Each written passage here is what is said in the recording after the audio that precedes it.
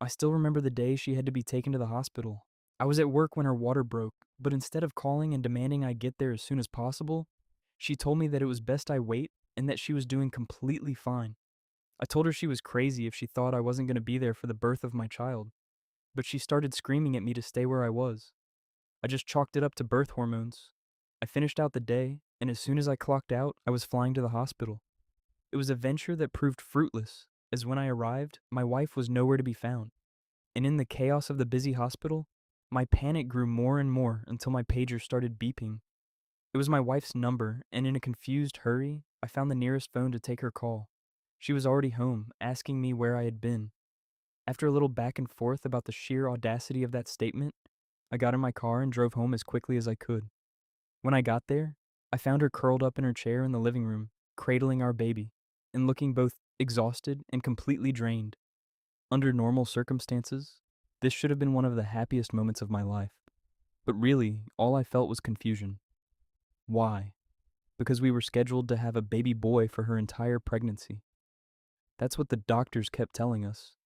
Her explanation was that there had been some kind of mistake with the paperwork. Pretty expensive mistake, I guess, because we had spent hundreds on clothes and toys for a boy. I still allowed myself to feel happy. I mean, I was a new father.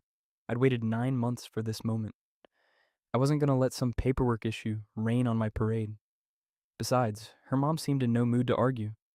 I spent the entire first night back home, curled up in bed with my wife and our baby girl. I soothed them to sleep in each other's arms.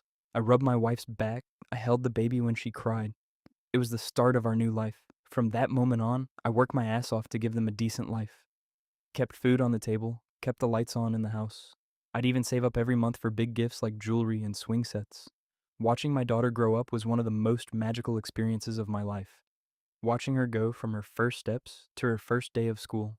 Seeing her grow into a blossoming young woman and eventually walking across the stage for her high school graduation. It was weird though. Nobody ever said we looked alike. Nobody ever said she and her mom even looked alike. And if I'm being honest, I thought the same thing, but it didn't change how I loved her. But unfortunately, every fairy tale must come to an end, and ours ended with her mom being diagnosed with cancer. Those were some of the most difficult years of my life. Watching the woman I love lose her appetite, lose her hair, lose her life. It broke something within me. I was by her side every day, right there with my daughter.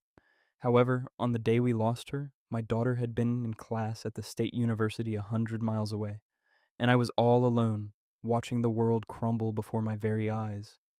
In those last moments, she looked at me with the same love she had back when we